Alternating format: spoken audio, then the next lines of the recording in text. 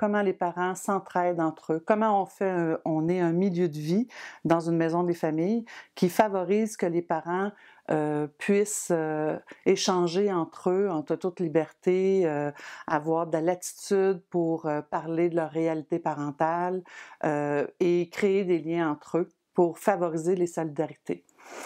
Mais la confiance qu'on a pu établir vraiment donne aux parents la chance de pouvoir être eux-mêmes et même d'être un soutien les uns pour les autres, de parent à parent.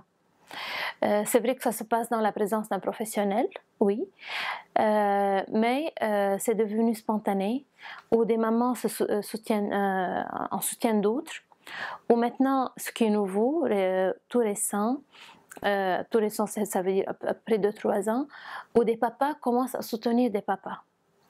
Et ça, c'était un peu difficile à développer. Quand même, les papas ont réalisé, certains papas, ont réalisé que leur rôle est aussi important que celui de la mère. Leur rôle comme parent est encore plus important que leur responsabilité d'apporter du soutien financier à la famille. Beaucoup de choses tournent autour de la famille, hein. Quand une maman vient avec ses enfants ou même un papa qui se retrouve à la maison des familles, toutes les thématiques liées à la famille sortent très facilement. Parfois de façon très anodine, mais à nous, équipe vigilante et encadrante, de rebondir de façon assez simple, par l'humour, par l'intérêt que l'on porte aussi à ce qu'ils vivent, de façon à ce que la conversation puisse alors s'ouvrir et puisse être discutée en groupe, bien sûr en veillant à une sécurité du groupe pour que la discussion puisse se faire. Nous aimerions encore faire quelque chose de plus, mettre ensemble tous les parents qui sont impliqués dans notre travail, pour que les parents puissent dialoguer ensemble entre eux et trouver ensemble des solutions à des problèmes qu'ils trouvent dans l'éducation de leurs enfants. Au début, donc, on essaie de faire des entretiens individuels avec les parents. C'est-à-dire pour identifier quels sont les points forts et les points faibles de cette famille, quels sont les problèmes vécus, quelle est la situation sociale et économique de cette famille. Et on essaie d'élaborer avec cette famille un projet de vie. Et par la suite, donc, ça se passe avec chaque famille. Et par la suite, on essaie de faire un travail collectif, c'est-à-dire on rassemble tous les parents et on essaie de présenter tout le travail qu'on fasse avec les familles, c'est-à-dire et présenter les projets de vie de chaque famille c'est-à-dire pour créer ce lien de confiance entre les professionnels et les parents et aussi entre les parents eux-mêmes. Donc, je peux dire que le travail qu'on fait avec les parents collectivement donne de fruits. Puisque l'idée pour nous, c'est comment créer ce relationnel, c'est comment créer, comment favoriser le relationnel entre les parents et pousser les parents à être autonomes.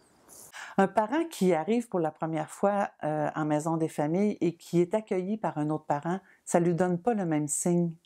Ça ne lui envoie pas le même message que s'il est accueilli par une intervenante. Ça ne l'offre pas le même message. Et ça, moi, j'ai vu des parents tout de suite se sentir interpellés de par cet accueil-là d'un autre parent ou de s'apercevoir qu'il y a une liberté à pouvoir circuler dans l'organisme. Donc, il y a une place à prendre. Mais au long des années, certains parents se sont davantage attachés à Akai. Et là nous est venue à cœur une des stratégies qui peut être la plus effective au sein d'Akai, qui est ce mini-groupe de parents très attachés à Akai. Nous les avons formés davantage. Donc nous les avons pris à nos côtés, nous avons formés pour aller faire ce qu'on appelle des home visits, donc des visites de famille, et puis ensuite d'écrire un rapport pour les assistantes sociales, donc de devenir profondément partenaires des équipes d'Akai et d'être capables de nous rendre des services aussi en tant que volontaires, mais ce sont eux qui iront à la rencontre des nouvelles familles et les accompagner, par exemple, dans les difficultés. Je pense à nos parents qui ont des jeunes en prison. Parfois, ils sont perdus avec tout le système judiciaire, savoir aller dans les différents bureaux de la Cour de justice. Eh bien, nos parents, ce qu'on appelle les parents advocates, les accompagnent, etc.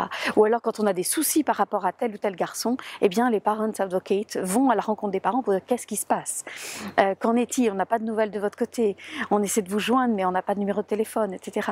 Donc, voilà, ils deviennent, ces parents advocates, nos assistants. Et puis pendant le séminaire des familles, ce sont eux qui assurent tout l'aspect logistique, l'organisation des temps de détente, l'organisation de certaines activités. Ils prennent en main cela et ils sont à l'écoute des parents. Quand nous percevons par exemple qu'un parent a une difficulté d'oser la confiance, de s'ouvrir, de partager des situations très difficiles, parce qu'on a quand même des parents, des mères de famille qui ont eu les incestes qui se passaient sous leur toit, eh bien les parents advocates sont là.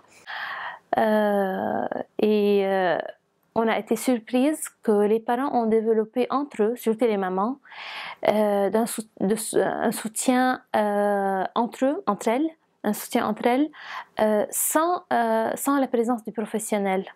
C'est-à-dire, s'il y avait une qui est en détresse, il y aura 2-3 de celles qui participent au programme qui vont chez elle pour la soutenir, pour avoir un café ensemble, et ils parlent et elles se partagent leurs expériences et elles expriment que c'est un grand soutien les unes pour les autres.